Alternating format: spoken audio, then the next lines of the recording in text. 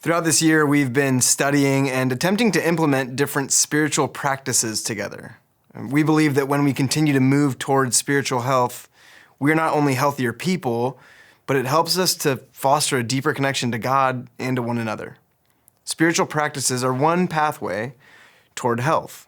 And just like prayer, fasting, Sabbath, which are a few of the practices we've studied this year, just like those are great methods to move us in that direction, so is our topic today, the spiritual practice of celebration. Now, to get the wheels turning a little bit, I want you to think about what brings you joy. Answer the question, what brings you joy? I'm coaching my son's 5th grade basketball team, and for as painful as it can be trying to corral 8th graders and getting them to listen, so much of it brings me joy. Now, I don't know if you've picked up on this over the years, or maybe you're just picking up on it now because you're just joining us, but I'm a pretty competitive person. I love to win. And winning is my favorite, but even more than I love winning, I absolutely hate losing. Losing produces the opposite of joy for me.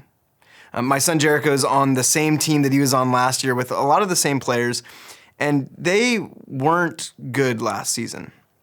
Actually, they didn't win one game all year. So I knew there would be plenty of moments absent of joy for me as their coach this year. And our first game was close. We lost by 5. Not a lot of joy, except for when our center said, "That was a really good game, coach. I had a lot of fun." I looked that kid dead in the eye and said, "Yeah, but we lost." And that's what I wanted to say. But it's a long season, so I let him enjoy his fun. In the second game, we were missing 2 players, and things weren't looking very hopeful yet again. But the boys played hard, and we ended up winning by 7 points. I was elated. I was high-fiving players, parents, referees, anyone I could find. I even thought maybe the 4-foot-tall boys would pick me up and put me on their shoulders and carry me off the court. But unfortunately, that didn't happen. Even still, I was on cloud 9. In my truck on the way home, I asked Jericho, "How pumped are you, man? We won." And he said, "Yeah, but I missed that shot from the free throw line. It should have gone in." He couldn't celebrate the win because he was critical of one small part of his performance. Now, I have no clue where he gets this from. It must be his mom. I'm kidding. I know exactly where he gets it from. His celebration-deficient dad. I don't know if any of you can relate to this, but I have a problem celebrating. When I'm part of something and good things happen or we experience success, it's super challenging for me to acknowledge the success, let alone celebrate it. I'm always ready to move on to the next thing, overcome the next obstacle, hurry toward what comes after. And maybe you can't relate to any of that because you are one of those joy-filled people. You carry joy with you constantly and bring joy to anyone you come across. Now, if that's not you, then I bet you know someone like this. And while it's tempting to ignore, dismiss, or get frustrated with these people, we should probably be thanking them for the life they breathe into us. Unfortunately, joy-filled people do not make up the majority of people, even among followers of Jesus Christ. Why is that? Well, I think there are a few reasons. One, we are culturally oriented around success and results, which produces a deep desire to move on to the next thing. My 2-year-old Zekiah loves to play this game after his bath where he runs away from me while I'm trying to put his diaper and PJs on. He just sprints around the house butt naked, laughing hysterically. And it doesn't take too long for me to get frustrated as I try to hurry him to bed. Even though I rarely have somewhere I need to be or something I need to do that calls for this sense of urgency. I just want to get through it, to be honest. And I've recently recognized how selfish this is. My preoccupation with myself is preventing me from experiencing joy. This selfishness is keeping me from pouring out myself for the joy of others and is keeping me from the gifts God is giving me. I'm missing the celebration of life happening right before me. And not the celebration of life like what we do when someone passes and we celebrate a life well lived, but the celebration of the life that is on exuberant and naked display running around our family room. Zekiah is filled with joy. And it doesn't mean tears don't come when he trips and falls or when an angry parent is chasing him around with his pajamas. But every moment has the potential for celebration. And he doesn't miss many of those opportunities. Another reason why we struggle to be joy-filled people is also due to our cultural context. We live in a culture that is more likely to push us toward misery, fear, and panic than it is hope, joy, and celebration. Actually, misery, fear, and panic is the goal of major news media outlets. In his book, Hate, Inc., which is subtitled Why Today's Media Makes Us Despise One Another, Matt Taibbi writes, accelerated by social media, moral panic has become the last dependably profitable format of modern news reporting. And he adds, in the social media age, we can scare you as never before. The news we watch, the things we read on social media, the stuff that is being fed to us has the goal of making sure we have a propensity toward fear and not joy, panic and not celebration. And there's one more reason why we struggle to be joy-filled people. And this is more for those of us who consider ourselves followers of Jesus, and maybe the reason why some of you who don't follow Jesus have made that decision. Let me just ask this. When you picture Jesus, seriously, try your best right now to imagine what Jesus looks like. You got it? Now, in the picture your mind has created, is Jesus smiling? For so long, Christianity has been more comfortable advertising Jesus as a man of sorrow, familiar with grief, than we are with Jesus being a man of joy, familiar with jubilation and celebration. If you read John Steinbeck's East of Eden, or if you had to read it in high school like I had to, then maybe you remember the character Liza Hamilton, who Steinbeck described as a hard little woman, humorous as a chicken. He goes on to write that she had a code of morals that pinned down and beat the brains out of nearly everything that was pleasant to do. She was suspicious of fun, whether it involved dancing, singing, or even laughter. She felt that people having a good time were wide open to the devil. It's so sad that this is pretty close to the picture Christianity tends to paint, and even at times the expectation for followers of Jesus Christ.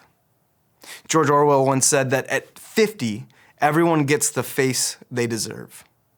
He was essentially saying that a life filled with joy and celebration will leave the marks of smile lines on your face. I bet you that even by the time he was 30 years old, Jesus had some pretty intense smile lines on his face. Throughout the Bible, the authors of scriptures put fun, joy, celebration in the non-optional category. The Apostle Paul wrote, "Rejoice in the Lord always. Again, I will say, rejoice." And the grammatical tone that Paul writes this in is not necessarily an encouraging tone. It's kind of bossy.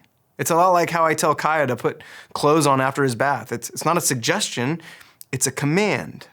And that's what Paul was commanding, rejoice. After teaching on the need for obedience, Jesus himself told his friends that his goal is that they would be filled with joy, but not just any kind of joy. Here's what he said, "I have told you this so that my joy may be in you, and that your joy may be complete." Again, joy is not optional. Joy is a command, and joylessness is a serious sin. One that I think we indulge in all too often. It may be the sin that is most tolerated by the church, and in some ways even encouraged. You don't see people picketing with pro-joy signs, and you don't see anyone getting canceled for their lack of celebration. It is seen as godly to be serious, or stressed, or seriously stressed. How often do we let fear, misery, and panic to consume us and flow from us? I wonder, has our joylessness caused us to miss Jesus? And that last question makes me consider and reflect on Matthew chapter 11. Turn your Bible or Bible apps there with me now. Matthew is the first book of the New Testament, so it's after Malachi, which is the last book of the Old Testament, and before Mark, Luke, and John. Matthew 11, we're going to start in verse 16.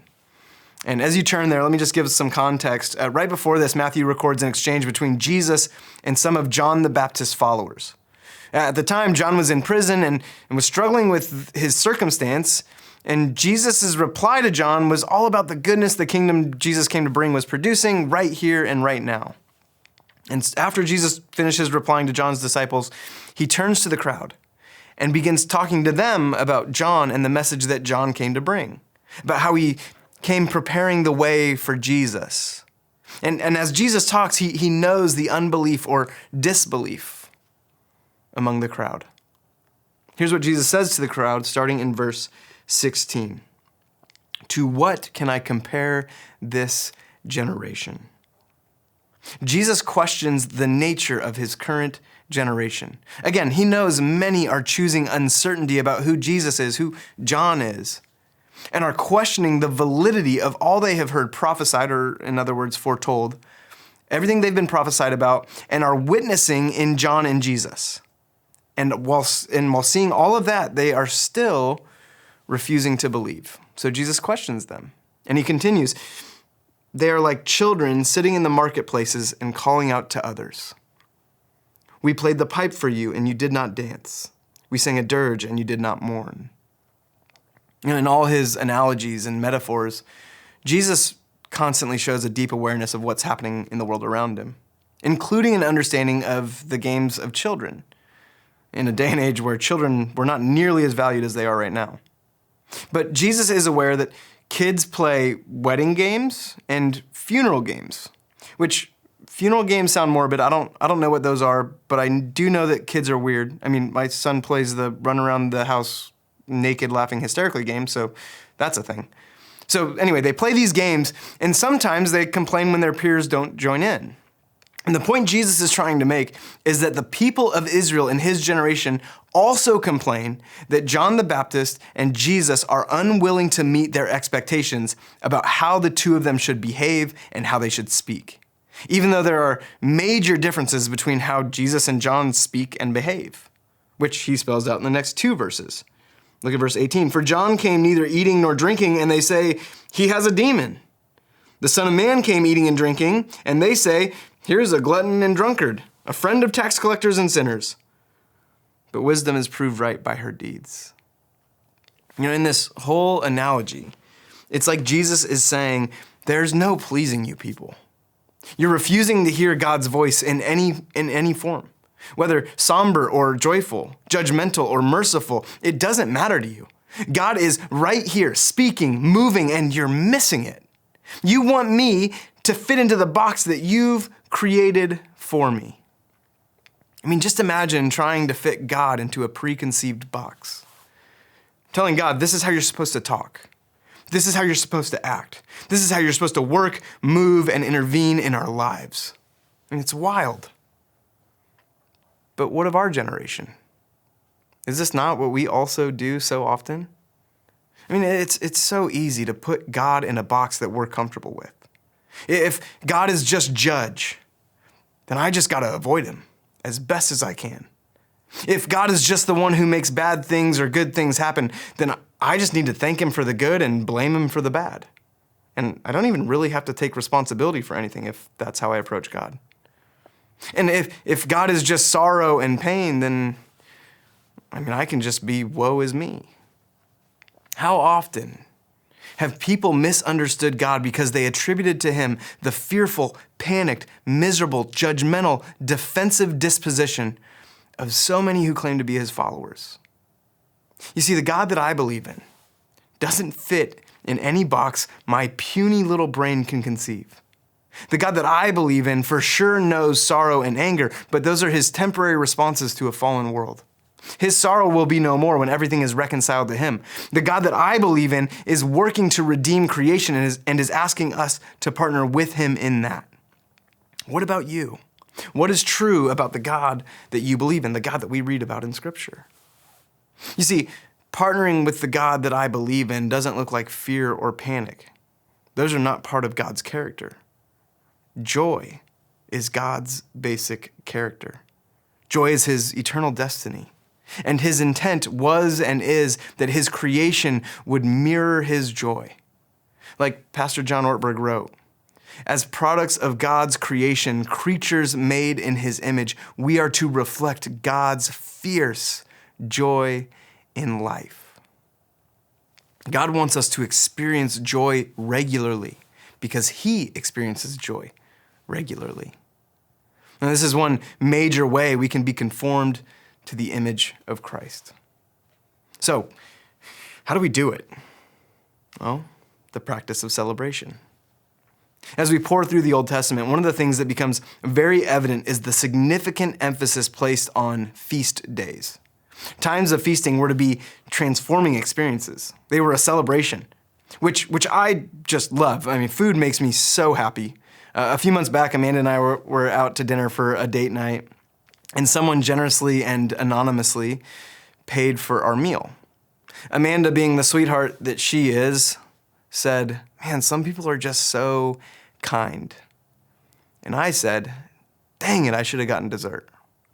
Now, before you get all judgy, it's because I know that biblically speaking,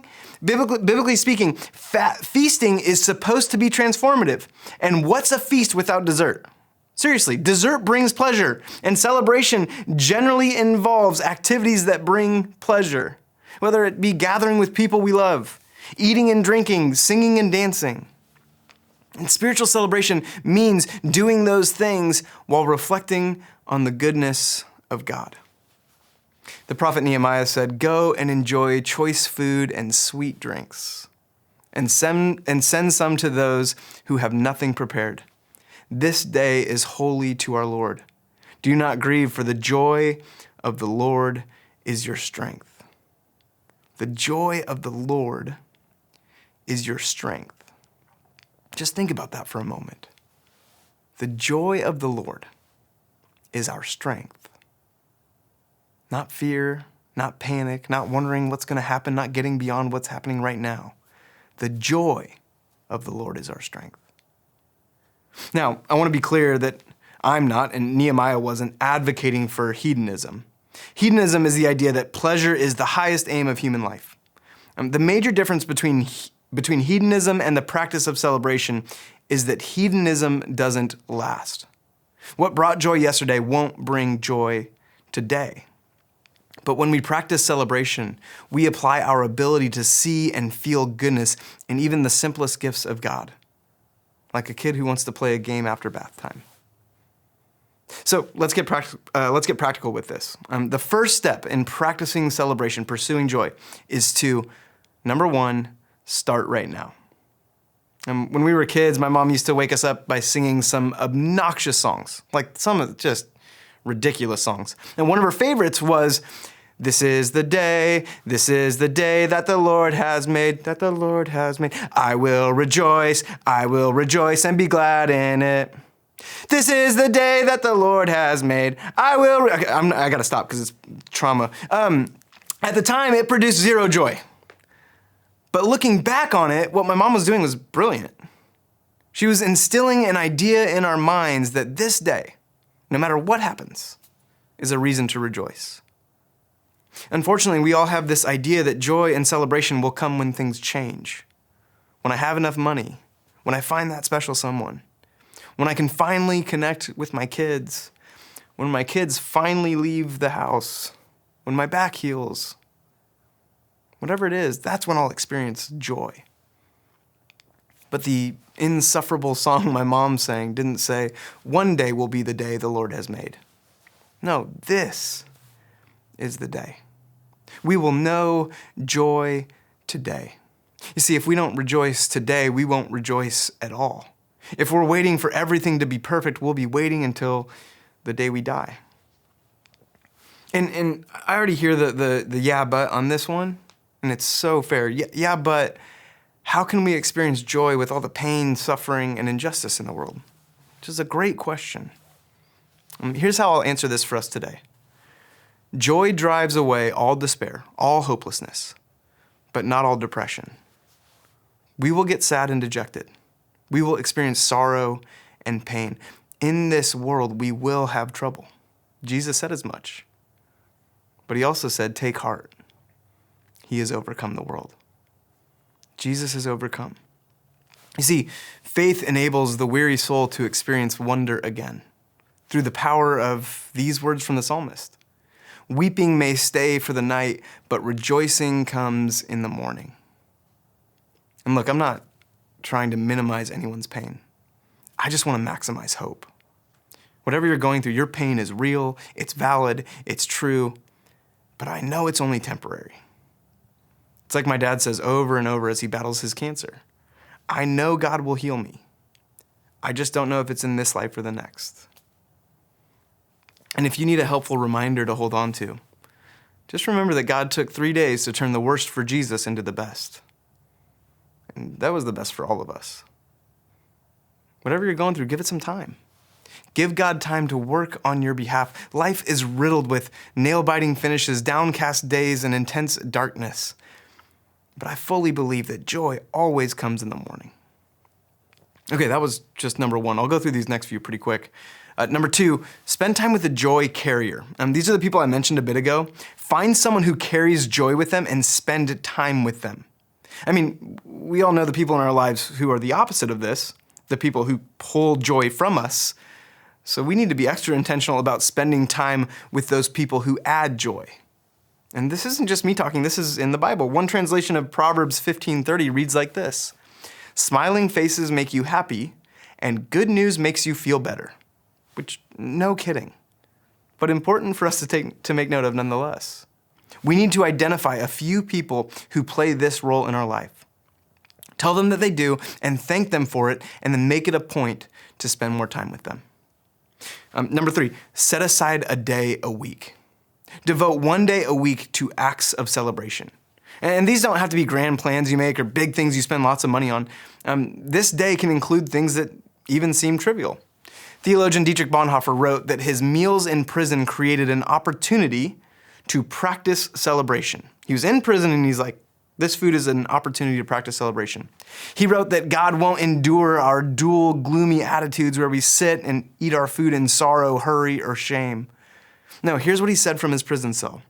Through our daily meals, God is calling us to rejoice, to keep holiday in the midst of our working day. Find joy in the little things, the food you eat, the music you listen to, your workout at the gym. And take time to thank God for his thoughtfulness in providing those gifts for you. See, celebration is intentional fun. And if you need a little help finding some joyful music, our worship team has put together a joy-filled Spotify playlist for you. So click on that link. Sing, dance, and celebrate. Okay, that was number three. Number four, unplug for a week. Turn off your TV for an entire week and don't use your phone for anything other than work necessities, text messages, and phone calls for 1 whole week. Did you know that the average American spends over 4 hours watching TV and 4 hours and 25 minutes on their phone every single day? And just so we're clear, not one person has ever said, man, I watched the evening news, I spent 3 hours watching Instagram Reels, and I binged a whole season of The Office last night, and I am feeling so relaxed and rejuvenated today. I'm so grateful for my smartphone and smart TV. You don't hear that.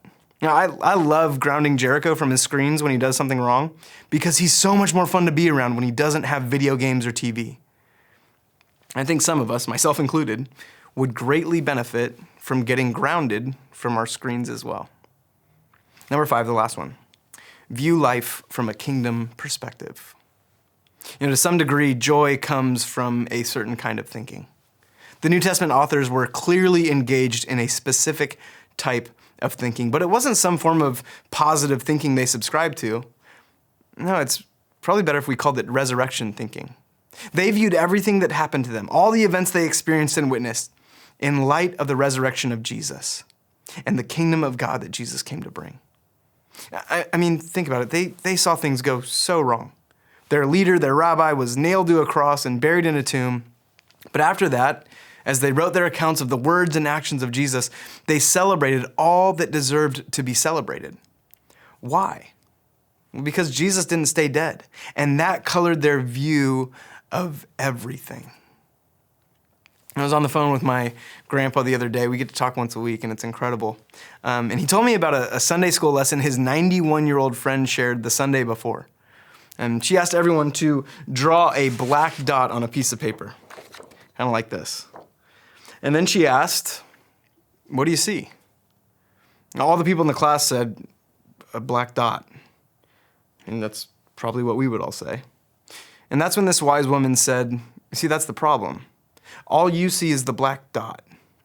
You have this massive piece of paper with so much potential, so much room for creativity and positivity, and all you see is one black dot. And then she said, the bigger problem is that we do the same thing with our own lives. All we see is the one thing we don't like about it, or how we messed up, or what's going wrong. And we miss all the potential, all the beauty, all the hope, the peace, the joy, everything that exists beyond the black dot. Viewing life from a kingdom perspective sees all the possibility, all the joy, all the potential for celebration beyond the black dot. I'll close with this. On the way home from Jericho's basketball game, after he was uber critical of the shot he missed, we got to have a fun father-son chat. I took my own advice and found joy in the moment, just being present with him. And I got to remind him of the rebound he got with a minute left when our team was only up by 3 points, and how he made a great pass to our point guard who went the length of the floor for an easy layup that secured the win for our team. And as we talked, I noticed something shift in him. He moved from sorrow over the shot he missed to joy. It was a moment that was nothing short of divine. I think C.S. Lewis was onto something when he said, joy is the serious business of heaven. There was some serious heaven business going on in that ride home. After I saw that shift in Jericho, I asked him how we should celebrate the win. And he said we should probably eat a bunch of candy before dinner. And I told him that I thought God would be really happy with that type of feast. If joy is God's basic character, Jericho and I experienced God in a very tangible way that evening, full of Twix, Snickers, and Sour Patch Kids. We feasted, we celebrated. It was such a gift. I want to encourage you this week to actively identify moments of joy in your daily life. And if you want to fully step into this joy we've been discussing, then engage in a specific celebratory practice, something that is intentionally designed to push you, move you to celebrate. Whether it's a meal, a bike ride, a night out with people you love, whatever it is, plan a celebration in the coming days. I'm praying we all recognize and find joy in the very real experiences we have with God every day. And I'm praying we are all able to practice celebration, that we feast, we laugh, we sing, we dance, that we relish every good and perfect gift we receive from a God full of joy. Let's pray. Father God, thank you for the reminder that you are full of joy, that your basic character is joy, that you desire joy for us because you experience joy constantly. God, let us be people who reflect that fierce joy that you exhibit. God, let us be a people who look at life as an opportunity to experience all of your goodness, all the gifts, all the good that you lay out before us, God. And in any moments where we find ourselves being selfish or putting some of our desires over those moments that we could have with you, God, correct us. Hold us accountable. Push us out of those moments. God, we love you. We adore you. And we want nothing more than to imitate you. We know that we have a responsibility as your children to represent you well. And we don't want to fall short of that. So God, we ask that we step into exactly what we're created to be. Joyful like our Father. Let joy just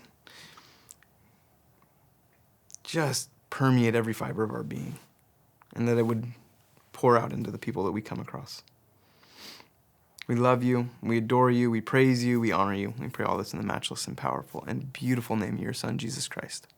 Amen. Hey, wait, before you go, 3 things. First, consider becoming one of Cornerstone Fellowship's financial partners. Your donations will ensure that you'll be able to continue enjoying helpful and hopefully life-changing messages like the one you just watched. And then number 2, please share the link to this message with anyone who you know needs it or would be blessed by it. or by posting the link to your own personal social media platforms, all of them. And finally, don't forget to hit that subscribe button and turn on the bell so you'll be alerted whenever we post more content. Thanks for watching.